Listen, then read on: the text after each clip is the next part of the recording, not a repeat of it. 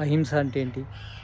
అహింస అంటే సమాజం లోపల హింసను తగ్గించడం, సమాజం లోపల కష్టాలను తగ్గించడం, దుఃఖాలను తగ్గించడం, నష్టాలను తగ్గించడం అహింస అవుతుంది. ఒక సమాజానికి హాని చేసే ప్రాణిని హింసించడం ద్వారా అది ఇతరులకు లాభం చేస్తుంది కనుక దాన్ని హింసించడం హింస కిందికి రాదు. హింస అంటే ఎక్కువ మందికి నష్టం చేస్తే అది హింస అవుతుంది. తక్కువ మందికి నష్టం చేసేది హింస కాదు. ఎక్కువ మందికి లాభం చేసి తక్కువ మందికి నష్టం చేసేదాన్ని హింస కిందికి తీసుకురాదు. హింస అంటే సమాజానికి ఎక్కువ రక్షణ కలిగించాలి.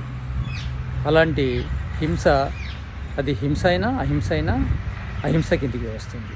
కనుక సమాజానికి లాభం చేసే పనులు మనం చేయాలి. సమాజం లోపల బాధలు తగ్గించాలి, నష్టాలు తగ్గించాలి,